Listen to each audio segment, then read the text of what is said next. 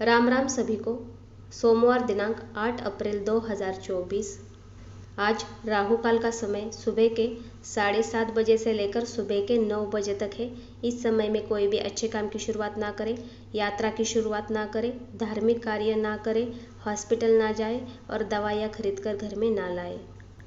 अभिजीत मुहूर्त आज दोपहर के 12:04 से लेकर दोपहर के 12:54 तक है। इस समय में किसी भी अच्छे काम की शुरुआत कर सकते हैं। ये समय सभी कामों के लिए अच्छा होता है। दिन की और रात की शुभ और अशुभ चौघड़ियाँ स्क्रीन के ऊपर है, इसे भी आप फॉलो कर सकते हैं हर काम के लिए। आज के दिन स्नान के पानी में कच्चा दूध या गंगा जल डालें और स्नान करते समय ओम नमः शिवाय इस मंत्र का जाप जरूर करें। आज के दिन सफ़ेद रंग के ही कपड़े पहने, काला नीला कलर भूल कर भी ना पहने, क्योंकि आज अमावस्या भी है और सूर्य ग्रहण भी लग रहा है। आज का जो पहला दिए का उपाय है ये तिथि के अनुसार है। आज अमावस्या तिथि है। ये तिथि पूर्वजों की होती है और इस तिथि का महत्व होता है वंश की वृद्धि होना, संतान निरोगी, आयु की वृद्धि और धन वृद्धि। इसलिए हमें आज के दिन एक ऐसा दिया जलाना है, इससे जो भी ये लाभ है वो हमें प्राप्त हो। आज सूर्यास्त के समय में आपको शिव मंदिर में जाकर एक दिया जलाना है और पीपल के पेड़ के नीचे भी एक दिया जलाना है। पीपल का पेड़ किसी मंदिर में हो तो उसी पीपल के पेड़ के नीचे जलाना है। शिव मंदिर में इस प्रकार से दिया जलाना है। शिव मंदिर में जाकर उनके सामने, शिवलिंग के सामने आपको एक चौमुखी दिया जलाना है सरसों के तेल का। दिया जलाते समय ओम नमः शिवाय इस मंत्र का जाप जरूर करें। दिया जलाने के बाद उस दिए के आगे आपको पूर्वजों के नाम से खीर रखनी है और प्रार्थना इस प्रकार से करनी है।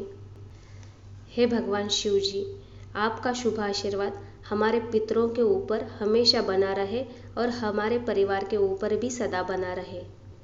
हमारे पूर्वज जहाँ कहीं भी है वो सुखी रहे, स्वस्थ रहे और उन पर सभी दैवी शक्तियों का आशीर्वाद बना रहे और हमारे पूर्वजों का आशीर्वाद हमारे ऊपर सदा बना रहे। इस प्रकार से प्रार्थना करनी अनिवार्य है, तभी आपको इस तिथि का जो महत्व है उसका लाभ मिलेगा। यानी कि आपके वंश की वृद्धि होगी, संतान निरोगी होगी, धन की वृद्धि होगी और आयु की वृद्धि होगी। जब भी अमावस्या आए उस तिथि पर आपको मांसाहार और शराब का सेवन नहीं करना है, खासकर जिनके जन्म कुंडली में पितृदोष आया हुआ है। जिनके जन्म कुंडली में पितृदोष आया है उन्होंने ज़्यादातर काले नीले कपड़े ना पहने, मांसाहार कभी भी ना करें और अपने बड़े बुजुर्गों का अनादर कभी ना करें। इससे पितृदोष ज़्यादा प्रभावशील होता है और पितृदोष का प्रभाव बढ़ने से एक के बाद एक समस्या जीवन में आने लगती है। दूसरा दिया आपको पीपल के पेड़ के नीचे जलाना है इसी प्रकार से, यानी कि सरसों का तेल का या घी भी डाल सकते हैं आप। चौमुखी दिया जलाना है। पीपल के पेड़ की जड़ में पानी और काले तिल मिक्स करके अर्पण करने हैं। मिठाई और सीजन के जो भी फल है वो भी वहाँ पर रखने हैं पूर्वजों के नाम से। वहाँ भी रख सकते हैं या आप ज़रूरतमंद लोगों को दान भी कर सकते हैं या ब्राह्मण देवता को भी आप दान कर सकते हैं फल और मिठाई। जो पीपल के पेड़ के नीचे दिया जलाना है उस समय आपको दिया जलाते समय भगवान विष्णु जी के मंत्रों का जाप करना है और पीपल के पेड़ की 7 परिक्रमा करनी है। गुरुर ब्रह्मा गुरुर विष्णु गुरुर देवो महेश्वरा गुरुर साक्षात परब्रह्म तस्मै श्री गुरुवे नमः इस मंत्र का जाप करते हुए। शिव मंदिर का और पीपल के पेड़ का जो उपाय है ये बहुत ही सटीक उपाय है पितृदोष के लिए। इसे आज के दिन ज़रूर करें और अपने पूर्वजों का आशीर्वाद प्राप्त करें और जीवन में इन बातों का भी ध्यान रखें। जो भी आपके पूर्वज हैं उनका अनादर कभी ना करें, उनके लिए अपशब्द कभी भी ना निकालें। अपने बच्चों को भी जो पूर्वज हुए हैं उनके बारे में जो भी अच्छी चीज़ें हैं वो हमेशा बताते रहिए। इससे बच्चों में पूर्वजों के लिए आदर सम्मान हमेशा बना रहेगा और अगर उनके जन्म कुंडली में या घर में पितृदोष आया हुआ है तो उसका प्रभाव कम होगा, क्योंकि आजकल ज़्यादातर जन्म कुंडली में पितृदोष आया हुआ है और इससे बच्चों के जीवन में बहुत सारी समस्या आने लगी है। तो ये सटीक उपाय है, आप ये उपाय करते रहिए। पितृदोष होने से शादी में डिले होना, बच्चों में डिले होना, मिसकैरेजेस होना, बच्चे गलत संगत में पड़ना, वंश की वृद्धि ना होना और शादीशुदा ज़िंदगी में भी तकलीफ़ें आना और भी बहुत सारी चीज़ें हैं शारीरिक, मानसिक और आर्थिक समस्या को लेकर। तो इसलिए ये उपाय करें और पूर्वजों का आशीर्वाद प्राप्त करें। पूर्वजों की तस्वीर हमेशा दक्षिण दिशा में ही लगाएं। उनकी तस्वीरों की पूजा कभी भी ना करें, सिर्फ उनके फ़ोटो को साफ करके रखें। इसके पीछे ये कारण होता है कि अगर हम उनके फ़ोटो की पूजा करते हैं, हमें पता नहीं है कि उनका जन्म हुआ है या वो किस लोक में है, हमें कुछ भी पता नहीं होता। हमारी पूजा से वो जहाँ भी है वहाँ से वो भी आते हैं और उनके आसपास जो भी अच्छी या बुरी शक्तियाँ हैं वो भी उनके साथ आती है। इसलिए कभी भी उनका पूजन ना करें, उनके सामने दिया कभी भी ना जलाएं। सिर्फ उनके अच्छी बातों के लिए उनका स्मरण करते रहिए, इन बातों से भी वो प्रसन्न होते हैं। आज सूर्य ग्रहण रात के 9:12 से शुरू हो रहा है रात के 2:22 तक। ये ग्रहण भारत में दिखाई नहीं देगा, लेकिन ये एक खगोलीय घटना है, यानी कि सूर्य रात के समय में भारत में दिखाई नहीं देता है, इसलिए कहा जाता है सूर्य ग्रहण भारत में नहीं दिखाई देगा। लेकिन हमें सारे उपाय करने हैं, क्योंकि आकाश में सूर्य ग्रह के साथ घटना घट रही है। इससे पूरे जितने भी मनुष्य हैं उनके जीवन में प्रभाव पड़ेगा ही पड़ेगा।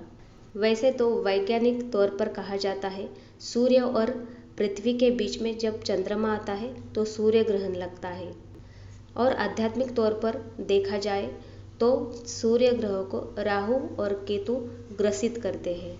इसलिए हमें आज दान करना है, सूर्य ग्रह का भी और शनि की जितने भी वस्तुएं हैं इनका, क्योंकि शनि जब अच्छे होंगे तब राहु केतु भी अच्छे फल देने लगते हैं। इसलिए आज पूरे दिन में या ग्रहण लगने के पहले आपको ये दान करना है। दान आप मंदिर में कर सकते हैं, ब्राह्मण देवता को कर सकते हैं या ज़रूरतमंद लोगों को कर सकते हैं। गेहूँ, उड़द की दाल, सरसों का तेल, नारियल, काले सफ़ेद तिल, ये चीज़ें, और भी आपको अगर कुछ दान करना है तो आप वो भी कर सकते हैं। लेकिन ये चीज़ें महत्वपूर्ण है आज के दिन दान करने के लिए। ये दान आपको सूर्य ग्रहण से पहले करना है या सूर्य ग्रहण जब लगेगा तब भी आप ये दान कर सकते हैं, या सूर्य ग्रहण जब हटेगा तो आप ये दान कर सकते हैं।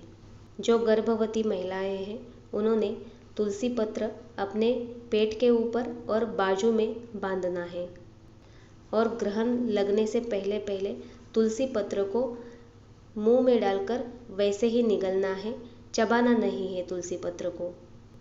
इस उपाय से बच्चे की रक्षा होगी। तुलसी पत्र की जगह पर आप 2 फूल वाली लौंग का भी उपयोग कर सकते हैं। 2 फूल वाली लौंग दुर्गा माता का रूप होती है, इसलिए इनका भी उपयोग किया जाता है।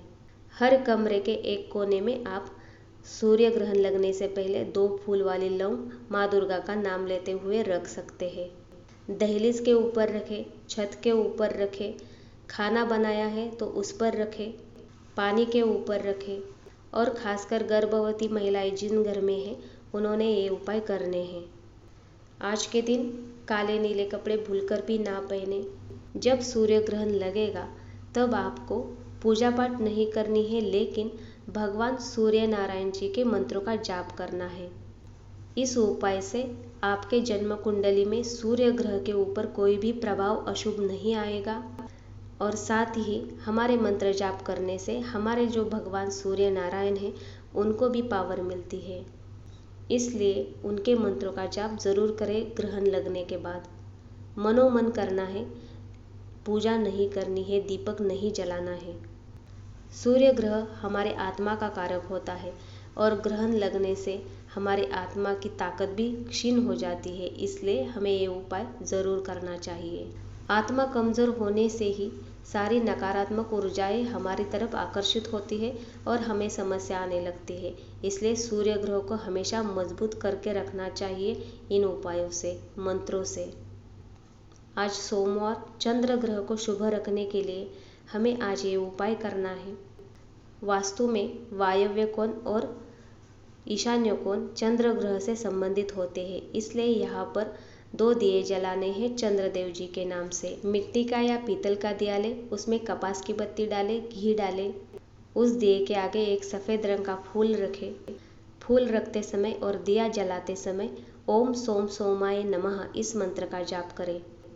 दिया जलाने के बाद दिए को प्रणाम करके प्रार्थना इस प्रकार से करें।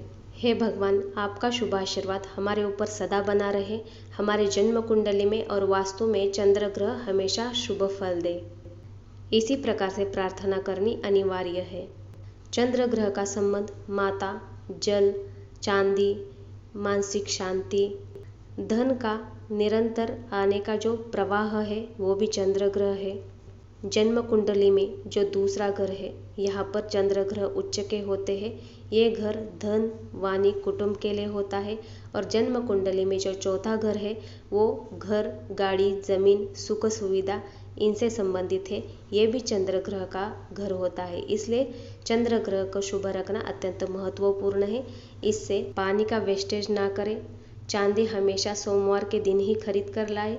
माता का आदर सम्मान करें, उनके रोज पैर छूकर उनसे आशीर्वाद प्राप्त करें। इनसे भी चंद्र ग्रह शुभ होते हैं। आज के दिन शाम के समय में जब भी आप दिया जलाएंगे तब आपको चांदी का पूजन इस प्रकार से करना है। चांदी को साफ करें और चांदी को हाथ की छोटी उंगली से 3 बार कच्चे दूध का तिलक करें। तिलक करते समय ओम सोम सोमाय नमः इस मंत्र का जाप करें। चांदी, सोना, पैसा, जमीन के कागजात सभी आपको नैऋत्य कोण में रखने हैं। नैऋत्य कोण पृथ्वी तत्व का होता है और पृथ्वी तत्व में गुरुत्वाकर्षण होता है।